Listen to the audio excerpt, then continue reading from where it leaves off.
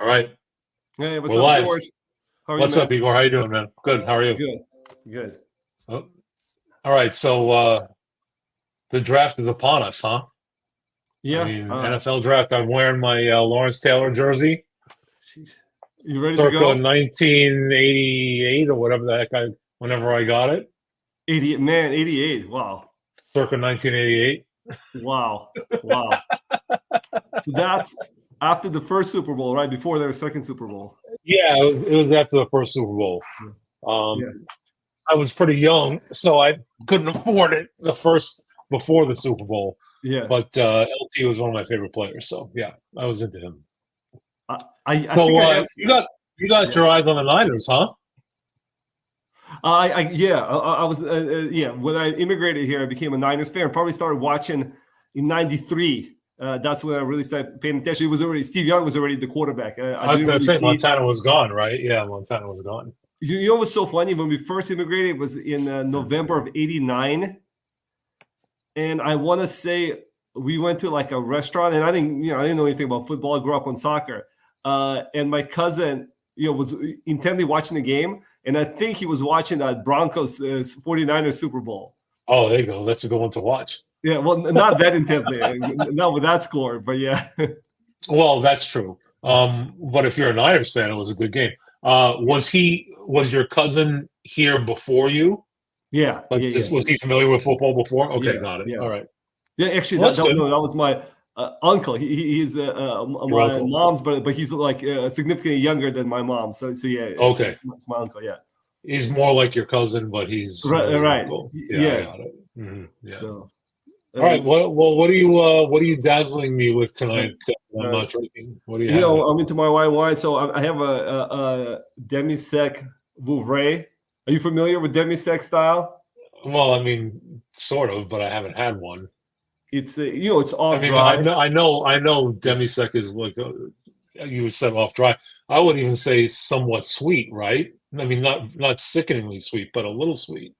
Yeah. So, it's so Yeah. funny. So I picked up this wine. I have it at the shop, and one of the reasons I picked it up is Timlin Curlin, who's one of the wine writers for JensenRobinson.com. She gave it like a great score, 17 and a half plus plus, almost 18 points. Almost 18. Yeah. Yeah. So actually, here's her reviews. So her reviews are always so like whimsical and poetic. So let me go over. It's like four long sentences, but you should read it. It's pretty hilarious. Uh, Such an unusual nose for a demisec, dramatically exciting, a clatter and a crash of stones and gravel dust and quarries, a susurration of moss and a matcha and herb dust. But this is just the veil, soft whispered over the sweetness of dried apples and herb honey drenched pastry. This is a wild, exciting, long, pulsating, persistent, such a dry, fine finish with a savory element that reminds me a bit of rye bread with lime zest and sour cream. Seriously exciting. One of the demi-secs here that really got my heart beating. Yeah. That's a lot of drama. That's a Yeah, lot of drama. it's exciting wine. I don't think I would have picked up all those wine notes that she's talking about. Rye bread with lime zest. I don't know if I ever put that together. Yeah. I don't know. That's a weird combination, in my opinion. But what do I know? What do you think? But it's the wine's fantastic. And Are it's you are funny. you drinking it cold? Are you drinking it cold? Pretty cold. Maybe 10 minutes out of the fridge. Okay. Yeah. Delicious though. Lots of lime. Not as pronounced as some other Chenin Blancs. To me, Chenin Blanc. When I think Chenin Blanc, the most pronounced note is like Granny Smith apple. It's Yeah. here, but like yeah, she's right. It's got like more More lime lime. and citrus notes than other examples that I've had.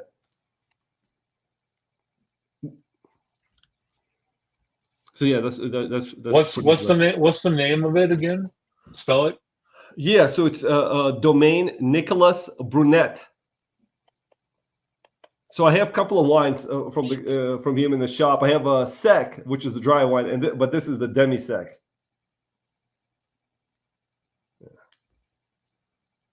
It's not coming up on the webpage. That's fine. Okay. Never mind. Yeah. I saw your a couple of your posts Yes, today. Pretty cool shit. You got a with the lot of Reg. tastings. That one I think Yeah. we kind of collaborated on, right? Yes, You just yeah. recycled it. Yeah, look familiar. I was talking about the tasting. You got a pretty good tasting going on. What, Saturday The one that I or just had. Friday? No, coming up. Well, oh yeah, I'm coming out. Yeah, you're talking about the Burgundy tasting. Yeah, Premier Crew Yeah, so Burgundy tasting. Yeah. that's pretty cool. Yeah, so How much is it's on that? the 10th. What are you charging for that? $60. Oh, that's Yeah, understandable. I mean, yeah. those are some $100 wines plus. So I mean, it's not unreasonable. Old Premier Cruise. Yeah, and I'm actually gonna have Freddie. You met Freddie before. He used to be Sam at Gary Danko. Yeah. Birdsong. Yeah. Yeah, so we should get him on here to chit chat with us, man. He got some funny stories. I bet you and him could like really reminisce about the restaurant experience. Yeah, for sure. No, that's cool. No, that's good. Yeah, so that's pretty exciting. Yeah. What is on the 10th? Okay. It's on the 10th, yeah. So it's in a couple of Yeah, weeks. okay. Hey, I made a change to my Mother's Day episode. Yeah. Instead of doing like variations on mimosa, because I've already done one like that, I'm gonna do a couple of different rosés. I'm gonna do one from Matthew Bruno, the new place I'm working at, one from someone else in Napa, and then I need you to think about a rosé under 35. Yeah. And I'll pick one up from you as well and just do them side by side. And Matthew Bruno, what's the rosé he makes? Is that Pinot? No, it's Grenache with a little Primitivo and Petit Syrah. Oh, $38 a bottle. Yeah, it's not bad. It's pretty cheap actually. $38 a bottle, reasonable. Yeah. Yeah. So I'm going to do that with my mother-in-law. Bondol would be pretty cool.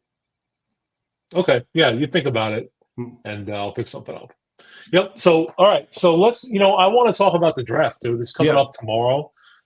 I can't believe they still do 3 days of draft. Is it 3 or 4? 4. Is it the whole Thursday, Friday, Saturday, Sunday? Yeah. It's crazy.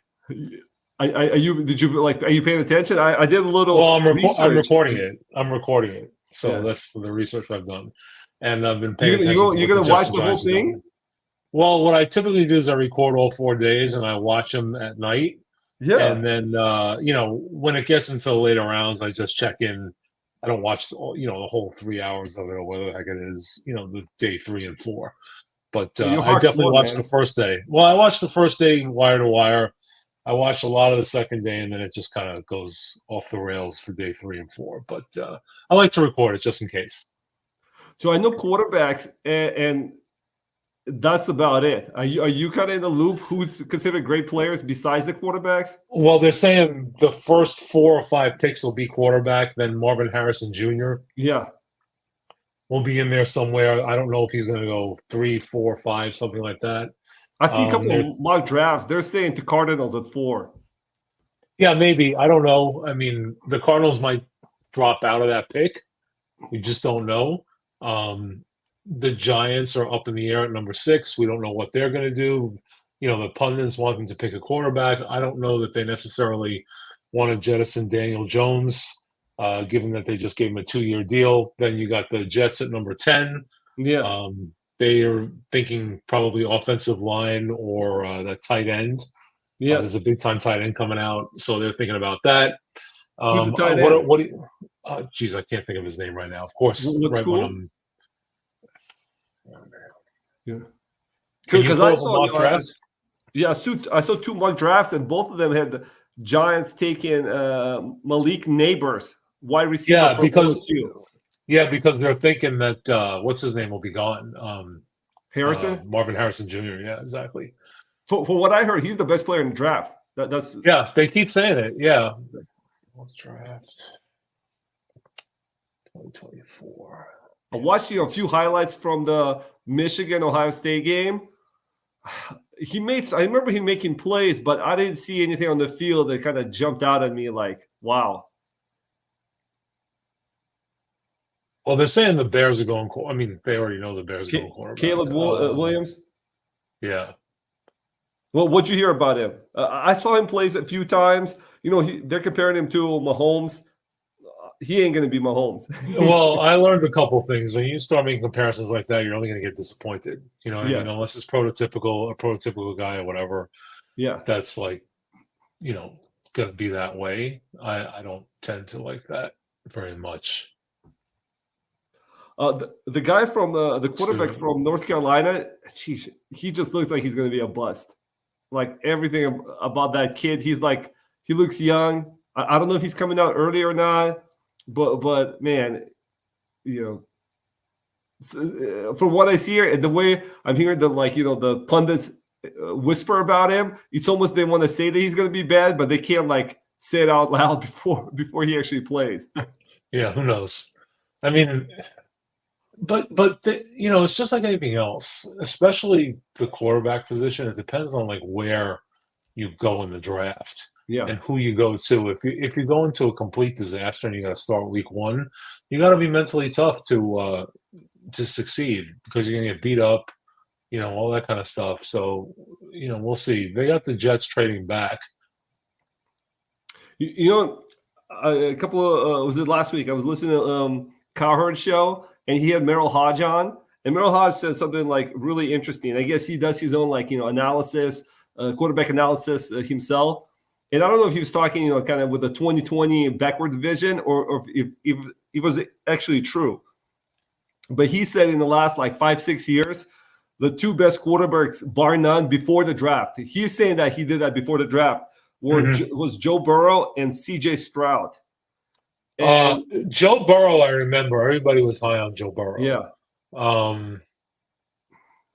Yeah, I don't know what that means. So like I said, looking backwards, Joe Burrow and C.J. Stroud look like the two best quarterbacks from the last 6 drafts. Yeah, I don't think anyone thought C.J. Stroud was going to be as good as he was. I think there was that Ohio State, the thing that they say Ohio State doesn't produce good quarterbacks. I think that was kind of the issue with them. They were kind of lumping him in with the previous quarterbacks from Ohio State. And that's a bunch of nonsense. That's a bunch of nonsense. I don't buy that for a minute. But that's what he was saying. He was saying that two things he looks for is accuracy and the way he reads, the field, zones. How could he read the field at professional level? Not at a college level where they do some goofy stuff that they don't do in professional football, but at a professional level. So. Yeah, that was a knock I heard too. So yeah, I'm wondering what the deal is with that. I don't know. I mean, they're talking about the Jets trading up to take a receiver. I don't know if I buy that. I mean, that sounds a little stupid to me. I mean, you got Aaron Rodgers. There's so many receivers in the draft. Why would you move up and lose a pick? I mean, that's stupid. But who knows? Well, don't they need a quarterback? Didn't they just trade Zach Wilson? Yeah, well, because Zach Wilson is not a quarterback. Zach Wilson's a flunk.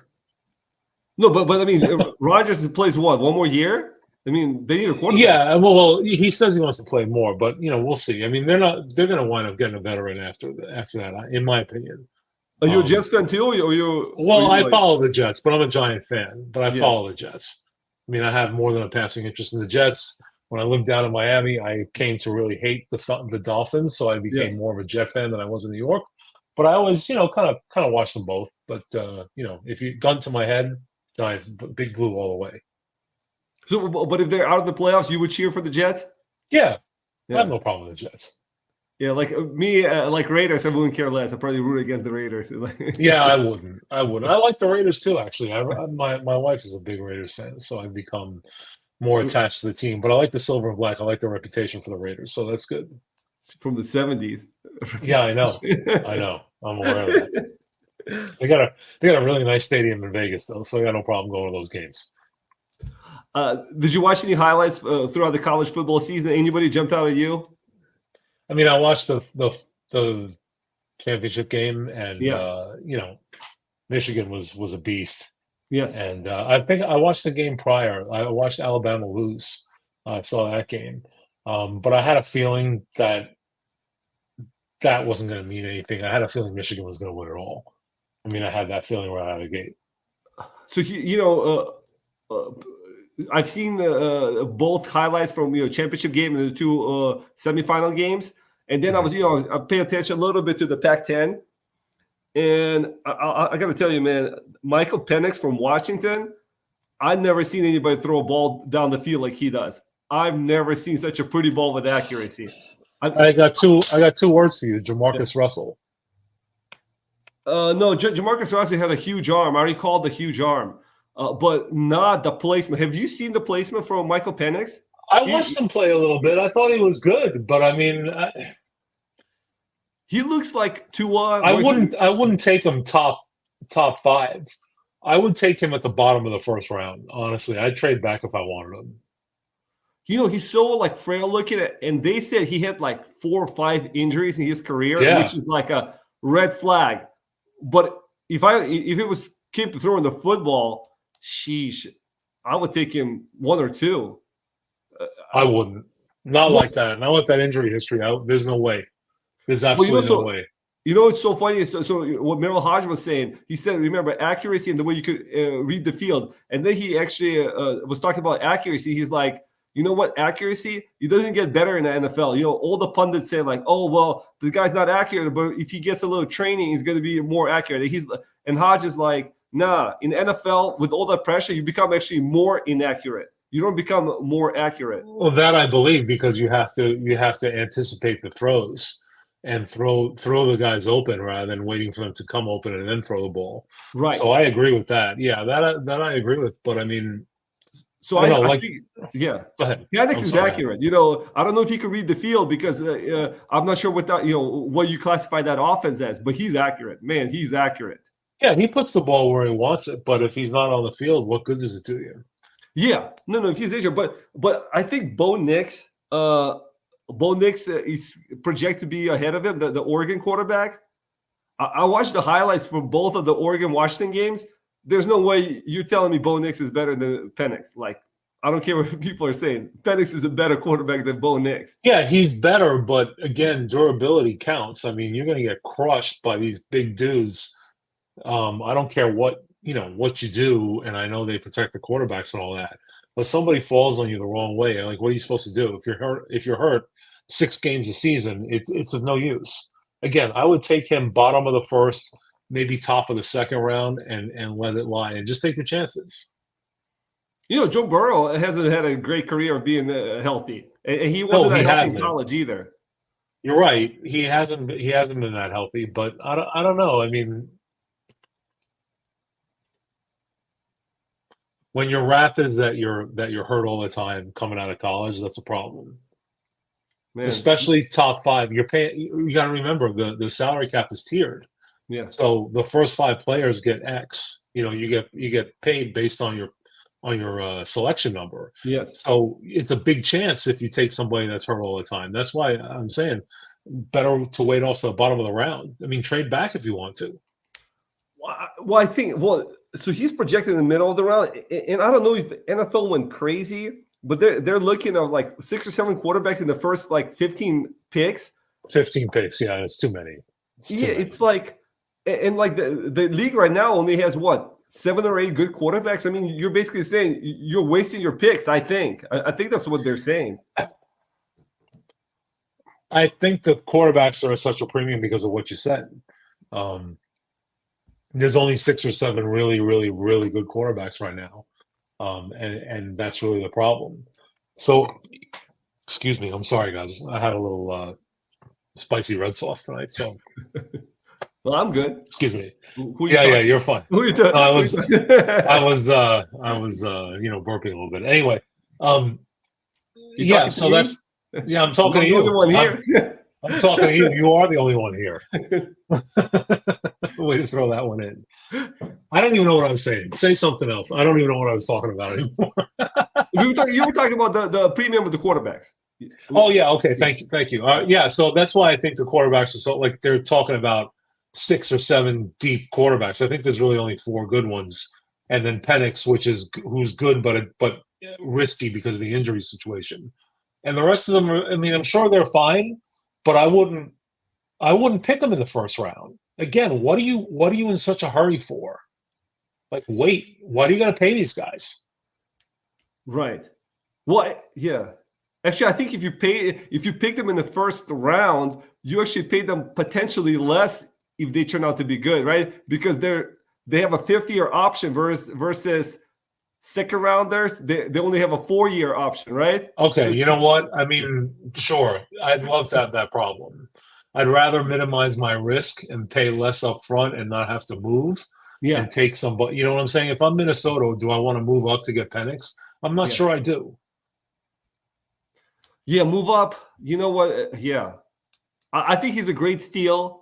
But yeah, the I way mean, if people I'm are the talking Vikings, about I'll it, wait for it to fall to me, right? yeah. I mean, that would be a better move. Well, besides Marvin Harrison Jr. I don't know anybody in the draft besides quarterbacks. And what's the exciting thing about these drafts is like there's always like a superstar that comes out of these drafts, like in the first 2 rounds. But I don't know who that's going to be. Like, I Yeah. Oh haven't well, heard you never yet. know. I mean, that's the only thing. Who the heck is that tight end that they were talking about? Hang on, Joe Alt. He's Is not a it tight end. Georgia? No. Joe Alt from Notre Dame. Oh, Notre Dame. Um, No, I don't know. I don't know who that is. Yeah. no, Brock Bowers from Georgia. Yeah, Brock Bowers. So So is the Georgia tight they're end? yeah, he's the Georgia tight end. I Yeah. mean, they're thinking that he's going to be a pretty big deal in the NFL. Okay. I'd seen him a little bit. I mean, Yeah. you talk about highlights. I've seen him a little bit. Yeah. I like tight ends maybe Yes. because I was a bigger dude, Yes. growing up or whatever. And I just think, if they have good hands and they have good size, Yeah. they're a hybrid player. They can play. They can blow away a linebacker. They can block a little bit. On Yeah. max protect. They can. They give you the option to vary your offense in a lot of ways. So you don't have to. You can disguise what you're going to do in multiple packages without having to give away that it's a passing down necessarily on non-obvious downs. So I like that idea. That's why I'm big into tight ends. Really good tight ends can change an offense, in my opinion. Well, look at the Kansas City tight end. Yeah, Has more Kelsey. catches in the playoffs than Jerry Rice. Can Yeah, you imagine exactly. that? Yeah, that's crazy. That's The- crazy. And then even the Niners tight end, Kittle, he was the best player on the team He's really good. Yeah, he's for a really couple good. of years, and not anymore. I think he's kind of getting older, but there was a 3-year span where he was pretty damn good. Yeah, you're right. About 2 years ago, he started to drop off a little bit. Like not last season, the season before, like the third season, three full seasons ago. So yeah, you're right. But he was awesome. He's still. Yeah. I mean, he's still very good. The other thing too is Purdy. I think a function of that is that they got Brock Purdy, and they know he's a 6th-round pick. Perfect example of why I wouldn't take Penix. I wouldn't reach to move up for him. You got Brock Purdy, last man standing kind of thing, and he doesn't have the biggest arm, so he looks for Kittle a lot. The defenses come in, so that could be a function of why Kittle isn't doing as well as he was doing a few years ago, because the deep threat isn't quite there with Purdy. Like he's fine. Read the defense though. Purdy's He sharp. can read the defense, but he can't go 50 yards down the field in the air. Yeah. This is not going to happen. So he's not going to hit a receiver in stride and go straight to the house. So that's it makes them concentrate more on the tight end and the running back, and they can bring those safeties up. You know what I mean? Give less space for Kittle to operate. So who do you want? Like what position do you want the Niners to draft? So then I saw in the mock draft, Niners were looking at offensive guard, I think, from Oregon. I mean, it makes sense to me. Like, I don't know if the guy's any good or not, but I mean, sitting right now, I could make an argument the Niners will lose the Super Bowl because their offensive line, especially their guard play, cost them. Yeah, they got crushed. Yeah, they got crushed. You're right. So, Kool-Aid McKinstry, huh? Is that who you're talking about? Is that the Oregon guy? No, he's from Alabama. Oops. Okay. I don't know. Maybe it's him. He was a guard. I thought he said Oregon, but maybe it was somebody else. Oh, he's a safety. Okay. I'm looking at the Fox mock draft. Yeah. Fox Sports. Who are they saying the Niners are getting? They're saying the Niners are going to get Kool-Aid McKinstry from Alabama, who's a hybrid nickel safety DB kind of thing. So he plays all over the place. Oh, that makes sense. They could do that. They need yeah, I somebody. mean, secondary wouldn't hurt, right? Yeah. Yeah, I think the Niners kind of know. They seem to be pretty good at the draft from all the reports I've had. I mean, they built a really good team. Obviously, they missed on Trey Lance. That was pretty bad, but yeah, well, he can't play. Actually, it worked out okay because look, they would have had to pay Trey Lance if they kept him on the team. They got him out of there. They got Purdy, and they got Purdy, who's like free practically. He's like league minimum. That's ridiculous. So. Yeah. So I mean, so you're excited? I mean, you think the Giants? Well, what do you think? How many drafts away are they from being a pretty good team? I don't know. Well, they're a pretty good team now. I mean, I think the biggest problem was their offensive line, and they addressed it in free agency in a couple of different ways with proven players. So, that was the biggest thing. When you're on your third quarterback, for most of the season, that's a problem. You're giving up the most sacks in the league. They were at 100 sacks by like week 8, which is just insane. Like you can't win like that. It's not possible. So if they have that going, I feel like maybe they can keep Daniel Jones erect. They got what's his name? Can't think of who their backup is now. They got him. Not Colt McCoy, but somebody like Colt McCoy. Like he's a decent backup, whatever. He's fine. He'll be all right if he goes down. And, my boyfriend, Mr. Cutlets over there, he's had a year to play, so he might be a little better as a third-string quarterback. So we'll see. I don't want them to take quarterback this year, I'll be honest with you. I would like them to get some players. I don't want them to move up to try and get a quarterback, and I don't want them to force somebody that they don't like. If they get somebody in the third round, fine. I'd like to see them get a couple of get a running back, maybe in the fourth round. Somebody from a small school that they can plug in. That's kind of what I'm looking for. So, I think they can be a playoff team this year if Daniel Jones stays healthy. Over Dallas and the Eagles? The Eagles got better. Well, I didn't say they'd win the division. I said they'd get in the playoffs. There's a difference. Yeah, I think they can beat Dallas. I think they can sneak in front of Dallas. I think Dallas has got a problem, man. I think they're stale. I think that Prescott's going to have to go to another team. I think his run is over. The team isn't listening to him anymore. I mean, he puts up good numbers, but he doesn't win. He just does not win. It's just ridiculous. I mean, he wins, 11 games a season and then loses in the first round of the playoffs every time. So, I mean, I feel like the players have lost confidence in him.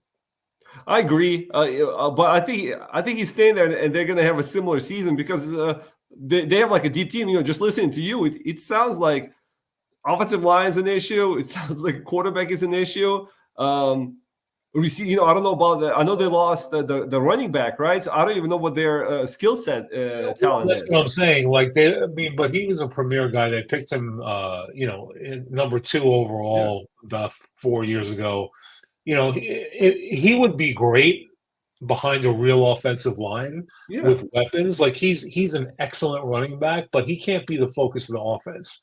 So I'm glad that he left. He's going to the Eagles. He's going to beat us up something fierce because they've got a ridiculous team over there. So he's going to do real well over there, and that's fine.